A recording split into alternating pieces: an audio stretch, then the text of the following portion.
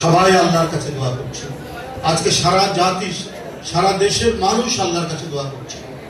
প্রত্যেকে যেখানে নেতৃবৃন্দ বললেন যে সাদকার কথা, প্রত্যেকেই সাদকা দিচ্ছে, জানের বদলে জান, এইভাবে অনেকেই অনেক কিছু পশু কোরবানি দিচ্ছে।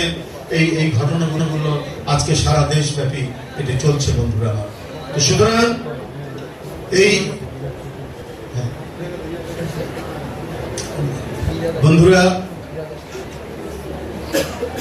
আমরা আমাদের নেত্রীর জন্য আমাদের দোয়া করতে হবে। আজকে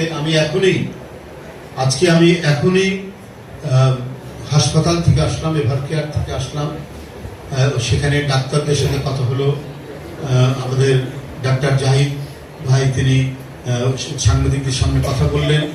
মানে অনেক সংকট এবং উদ্বিগ্নতার মধ্যে আজকে যেন কিছুটা হলেও একটু মানে আশ্বাস এবং একটু আলোর রেখা আমরা জানতে পারলাম যে তিনি চিকিৎসা নিতে পারছেন, তিনি চিকিৎসা নিতে পারছেন।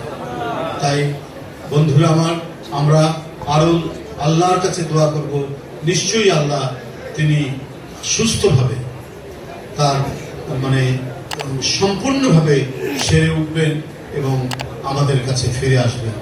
আমি আর বক্তব্য বাড়াতে চাই না। এখানে জাতীয়তাবাদী যুব দলের নেতৃবৃন্দ যারা আজকের এই দোয়ার আয়োজন করেছেন, সকলকে আবারও ধন্যবাদ জানাচ্ছি। আমরা সবাই তাই মনোবাক্যে আল্লাহর কাছে দেশনেত্রীর দীর্ঘ জীবন এবং সুস্বাস্থ্য আমরা কামনা করব। সকলকে ধন্যবাদ। খোদা হাফেজ।